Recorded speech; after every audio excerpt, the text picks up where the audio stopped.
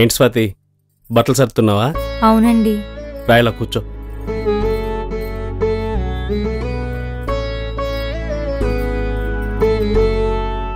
ఏంటండి, ఇబ్బంది పడుతున్నారా?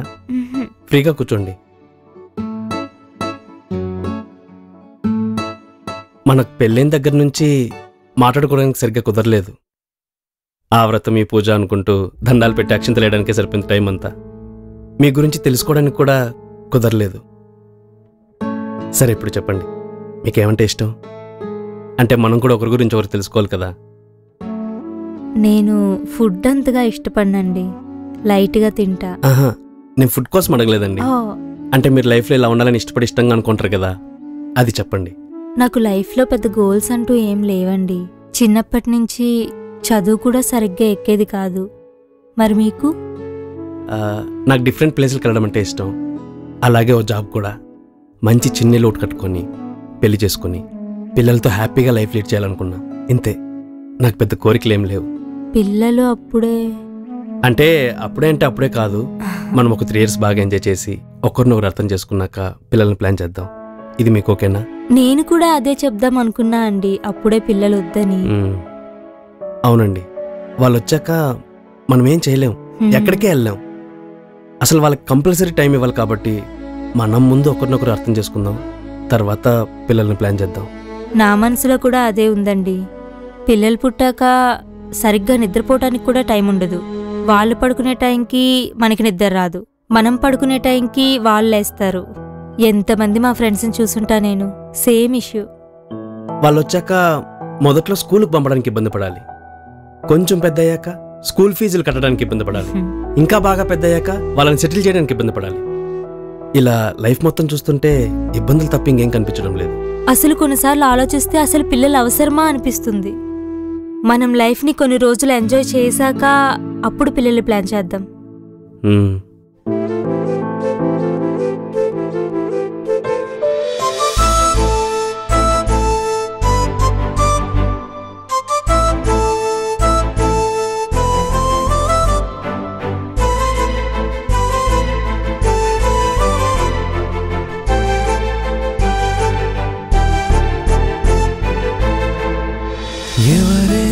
ఎవరే నువ్వు నా ఎదనే దోచేసావు, నిసిలో శశిలా నువ్వు నా దారినే మార్చేసావు. ఏమో ఏమైందో నన్ను ప్రేమగా పిలిచిందో, ఆ క్షణమే ఈ పయనం మొదలైందో. తన నవ్వే విసిరేసి తన దరికే రమ్మందో, బదలిసలా నా మనసే పరుగెడుతుందో. ఎవరే నువ్వు నా ఎదనే దోచేసావు.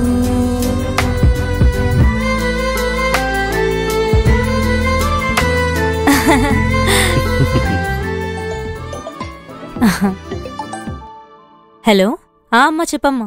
ఏం చేస్తున్నారే, ఎలా ఉన్నారు? ఏం లేదమ్మా, మేం బానే ఉన్నాం. మీరెలా ఉన్నారు? బానే ఉన్నాం. అవును, పెళ్ళయ్యి 6 నెలలు అవుతుంది, ఇంకేం విశేషాలు చెప్పలేదేంటి నువ్వు?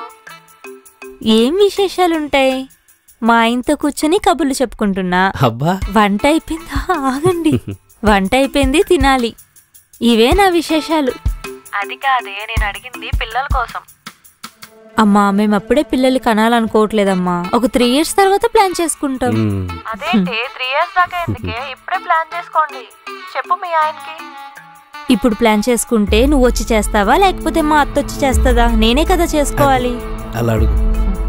మేము ఇంకొన్ని రోజులు మా లైఫ్ సెట్ చేసుకున్నాక అప్పుడు ప్లాన్ చేసుకుంటాం. అలా కాదే, పిల్లలు లేకపోతే ఏమనుకుంటారు అందరూ? ఇప్పుడు గణేష్తో పని అయిపోద్ది కదా, అర్థమవుతుందా? అమ్మా ఆపుతావా? చెప్పిందే చెప్తున్నావు. మేము మా ఫ్యూచర్ని సెట్ చేసుకున్నాక కంటామని చెప్తున్నా కదా. సరే, ఇంకోసారి నా దగ్గర టాపిక్ మాట్లాడుకో. బాయ్. చెప్పేది విను.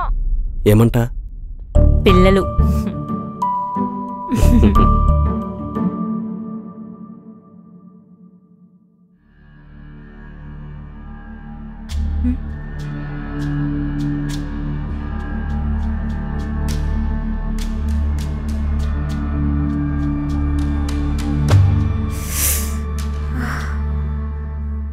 అబ్బా 3 days నుంచి ఎందుకు ఇలా అవుతుంది? బీపీ ఏమైనా డౌన్ అయిందా?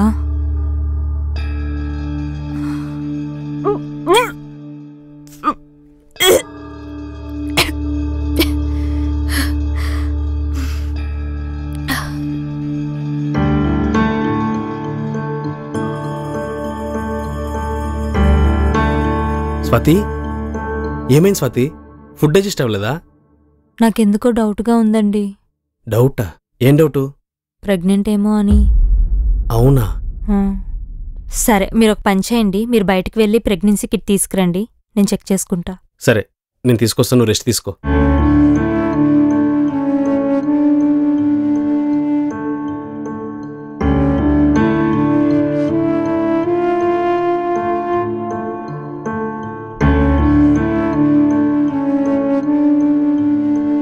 స్వాతి,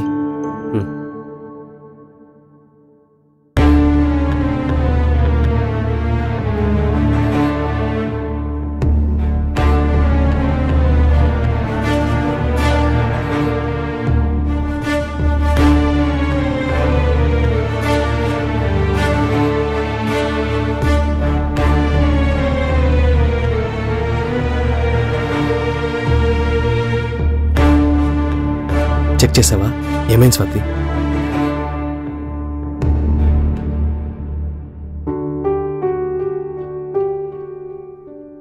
ఇప్పుడు ఏం చేద్దాం స్వాతి? ఏం చేద్దామంటారేంటండి? మనం ముందే అనుకున్నాం కదా అప్పుడే పిల్లలు వద్దు అని. అమ్మయ్యా, నువ్వెక్కడ నేను ఉంచుకుంటా, నేను ఇప్పుడే కంటానంటావని కంగారు పడ్డా. నేనెందుకు అలా అంటానండి? అప్పుడే పిల్లలు కానీ వాళ్ళ ముడ్డి కడుక్కుంటూ ఇంట్లోనే కూర్చోవడానికి నేను రెడీగా లేనండి. మనం ముందే అనుకున్నట్టు విల్ టేక్ సమ్ టైం. సరే పద, అబార్షన్ చేపిద్దాం. సరే.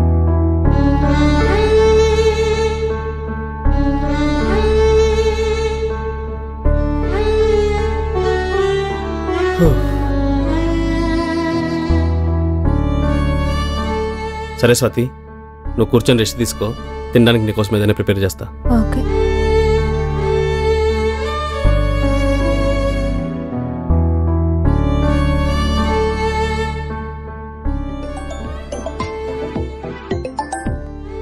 అమ్మా చెప్పు. హెల్త్ బాగాలేదన్నావు, హాస్పిటల్కి వెళ్ళావా?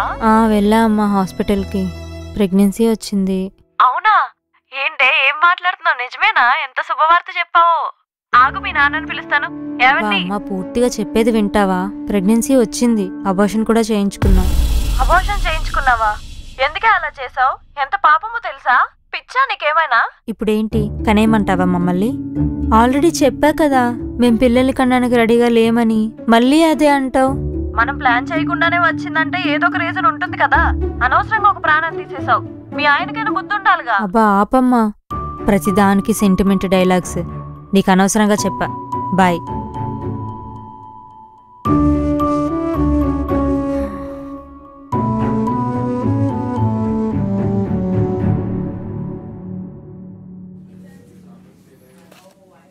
Excuse me sir. రండమ్మా,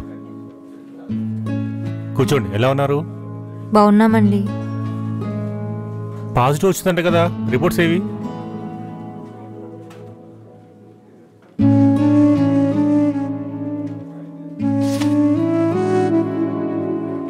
లేదమ్మా, నెగిటివ్ వచ్చింది. లేదు డాక్టర్, నేను చెక్ చేసుకున్నా, పాజిటివ్ వచ్చింది. చూడండి. అవును డాక్టర్. లేదమ్మా, కొన్నిసార్లు అలానే చూపిస్తుంది, ప్రతిసారి నిజం అవ్వదు. అలా అంటారేంటి? మీరు మళ్ళీ చెక్ చేయండి, ఖచ్చితంగా పాజిటివ్ వస్తుంది. నేను ప్రెగ్నెంట్ అనే చూపిస్తుంది. చెక్ చేయండి డాక్టర్. చూడు స్వాతి, నేను ఒక్కడికి 10 సార్లు చెక్ చేస్తా. నువ్వు ప్రెగ్నెంట్ కాదు.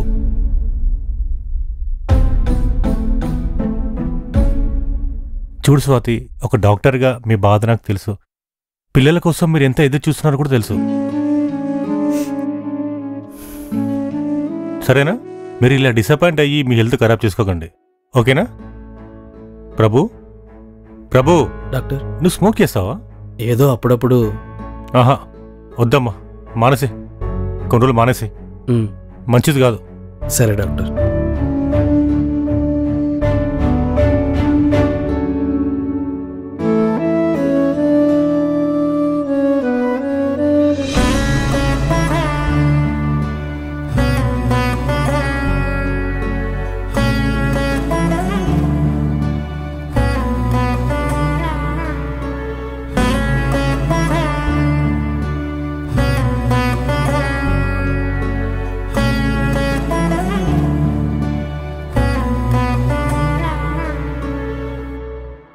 స్వాతి, ఏంటి పొగంతా? ఏం చేస్తున్నావు అసలు? వ్రతం చేస్తున్నా అండి. ఈ అమ్మవారికి పూజ చేస్తే పిల్లలు పుడతారంట.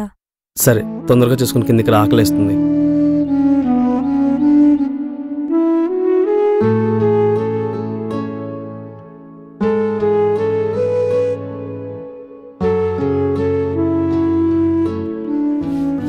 స్వాతి, పద టిఫిన్ తిందాం. నేను ఆల్రెడీ అక్కడ వండి పెట్టేశానండి, మీరు వెళ్ళి తినేస్తారా? అదేంటి, నువ్వు తినవా? నేను ఉపవాసం చేస్తున్నా అండి. అమ్మవారికి వ్రతం చేశాక ఉపవాసం ఉండాలంట. ఏంటి స్వాతి ఇది? పొద్దున్నే పూజ, ఇప్పుడు ఉపవాసం. స్వాతి, ఇలా చేయడం తప్పనట్లేదు, కానీ మన ఆరోగ్యం కూడా చూసుకోవాలి కదా. ఆయన రేపు పొద్దున్నే డాక్టర్ దగ్గరికి వెళ్తున్నాగా, ఆయన చెక్ చేస్తాడులే. పద, రెస్ట్ తీసుకుందావు. లే. ఇప్పుడు ఏం చేద్దామండి? మనం కోరుకున్నది కాదు కదా ఇది. ఏదో అనుకోకుండా ప్రెగ్నెంట్ అయ్యావు. ఇప్పుడు కనుక పిల్లల్ని కంటే బోటిక్ పెట్టాలన్న నీ కళ, బిజినెస్ పెట్టాలనుకున్న నా కళ, ఇలా ఇద్దరి కళలు కలలుగానే మిగిలిపోతాయి. పెళ్లి చూపుల్లో ఏం మాట్లాడుకున్నామో గుర్తులేదా? ఎందుకు గుర్తులేదండి? పెళ్ళైన వెంటనే పిల్లల్ని కనకుండా మన మ్యారేజ్ లైఫ్ని 5 to 6 years ఎంజాయ్ చేద్దాం అనుకున్నాం కదా. ఇంట్లో వాళ్ళు ఫోర్స్ చేసినా సరే పట్టించుకోకూడదు అనుకున్నాం కదా. కదా, ఇలా యాక్సిడెంటల్గా వచ్చిన ప్రెగ్నెన్సీని కూడా మనం పట్టించుకోవద్దు. ఏమంటావు? నేనేమంటా అండి, అబార్షన్ చేయించుకుంటా. సరే, ఇప్పుడు ఎలాగో డాక్టర్ దగ్గరికి వచ్చాం కదా, అబార్షన్ చేయించేద్దాం. సరే అండి. ఎక్స్క్యూజ్ మీ బ్రో, మీతో ఒకసారి మాట్లాడొచ్చా? సారీ, మీరు మాట్లాడుకున్నదంతా మేము విన్నాము. ఇలా చెప్తున్నామని ఏమనుకోకండి. మీరు అబార్షన్ చేయించుకోకండి. చేయించుకోకుండా ఏం చేయాలండి? అప్పుడే పిల్లల్ని కనేయాలా? మాకు పెళ్ళై సంవత్సరం కూడా కాలేదండి. అప్పుడే పిల్లల్ని కనేస్తే వాళ్ళని ఎవరు చూస్తారు? మీరు వచ్చి చూస్తారా మా పిల్లల్ని? అయ్యో, అలా కాదండి. మనం వద్దున్నా వస్తున్నారంటే వాళ్ళని మనం ఆపకూడదు. ఒకవేళ ఇప్పుడు ఆపితే మళ్ళీ వస్తారో కూడా తెలియదు. అయినా ఇప్పుడు పిల్లల్ని కానీ ఏం చేయమంటారు బ్రో? మా ప్లాన్స్ మాకున్నాయి. పిల్లల్ని కానీ వాళ్ళకి చాకరీ చేసే ఓపిక, తీరిక రెండూ మాకు లేవు. అయినా పిల్లల్ని కనాలా వద్దనేది మా పర్సనల్, అది మేము చూసుకుంటాం. మీకెందుకు? అది కాదు బ్రో, ఎందుకు చెప్తున్నామో ఒకసారి అర్థం చేసుకోండి ప్లీజ్. ఊరుకోండి, మీరు కూడా మా అమ్మలా మాట్లాడుతున్నారు. మేము 2 years తర్వాత ప్లాన్ చేద్దాం అనుకున్నాం. అప్పుడే పిల్లల్ని కనాలనుకోవట్లేదు. అందుకే అబార్షన్ చేయించుకోవడానికి వచ్చాం. ముందు మేము కూడా మీకులాగే అనుకున్నాం, పిల్లలు మా ఎంజాయ్మెంట్కి అడ్డొస్తారని. అప్పుడే వద్దు, ప్లాన్ చేసుకుని కందాం, కొంచెం టైం తీసుకుందాం అనుకున్నాం. మీకులాగానే అనుకోకుండా కన్సీవ్ అయ్యాను. అబార్షన్ కూడా చేయించుకున్నాను. కానీ మాకిప్పుడు పిల్లలు పుట్టాలన్నా పుట్టట్లేదు. అందుకే చెప్తున్నాం. మొక్కని దేవుడు లేడు, తిరిగిన హాస్పిటల్ లేదు. ఎంత అనుకుంటే మాత్రం ఆ దేవుడు కూడా కరుణించాలి కదా. ఆ భగవంతుడు ఇచ్చినప్పుడు మేము ఆ పసి ప్రాణాన్ని తీసేసాం. ఇప్పుడు ఎంత అనుకుంటే మాత్రం ఆ ప్రాణాన్ని తిరిగి పుట్టించలేకపోతున్నాం. ప్లీజ్, మా పరిస్థితి మీకు రాకూడదు. ప్రాణం తీసినంత ఈజీ కాదు అదే ప్రాణాన్ని పోయటం. ప్లీజ్ అర్థం చేసుకోండి. అవును బ్రో, ఒక్కసారి ఆలోచించండి. ఇది మనం మాత్రమే కాదు, చాలామంది ఆలోచించాల్సింది. ఈ రోజుల్లో ప్లాన్ చేసుకుంటాం అది ఇదని మాట్లాడటం గొప్ప అయిపోయింది అందరికీ. మన అమ్మ నాన్న కూడా మనల్ని వద్దనుకుని వాళ్ళ కడుపులోనే అబార్షన్ చేసుకుంటే మనం ఈ భూమి మీదకి వచ్చేవాళ్ళమే కాదు. ఆ భగవంతుడిచ్చినప్పుడే ఆ ప్రాణాన్ని కాపాడుకోవాలి. ప్లీజ్ అర్థం చేసుకుంటాననుకుంటున్నా. స్వాతి, ఆ క్యాబ్ బుక్ చేసి వస్తుంది. అదేంటండి, అపాయింట్మెంట్ ఉంది కదా. వద్దులే, రేపు వెళ్దాం. అవునండి, వాళ్ళు చెప్పింది కూడా నిజమే. మన అమ్మ నాన్న ప్లాన్ చేసుకుని కందాం అనుకుంటే ఇవాళ మనం ఇక్కడ ఉండకపోయేవాళ్ళం. దేవుడి పోసిన ప్రాణం తీయడానికి మనమెవరమండి?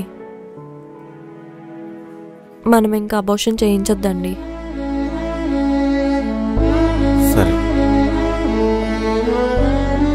బ్రో, మేము అబార్షన్ చేయిస్తామనే ఆప్షన్ మానేస్తున్నాం. Super bro. మా బిడ్డని కనాలనుకుంటున్నాం. కష్టమైన సుఖమైన పుట్టబోయే బిడ్డతోనే పంచుకుంటాం. కంగ్రాచులేషన్స్ అండి. Thank you. మీకు కూడా చాలా థ్యాంక్స్ అండి. ఇందాక మీరు చెప్పినప్పుడు మీ కళ్ళలోని బాధ, ఆవేదన రెండూ నాకు అర్థమయ్యాయి. అందుకే అబార్షన్ క్యాన్సిల్ చేసుకున్నాం. చాలా థ్యాంక్స్ అండి. మీలాగే సమాజంలో అందరూ ఇది అర్థం చేసుకుంటే అంతే చాలండి. లేదంటే మాలా ఇబ్బంది పడతారు. మీరే ఆలోచించండి, కొన్ని సంవత్సరాల ఎంజాయ్మెంట్ కోసం జీవితాంతం పిల్లలు లేకుండా ఉండగలమా? ఆ దేవుడిచ్చిన ప్రసాదాన్ని మహాప్రసాదంలా స్వీకరించినప్పుడే జీవితం మొత్తం ఆనందంగా ఉంటుంది. Anyways congratulations. థ్యాంక్ యూ అండి. Thank you. Bye bro. Bye. Congrats అండి. థ్యాంక్స్ అండి. వెళ్దాం స్వాతి, క్యాబ్ వచ్చింది.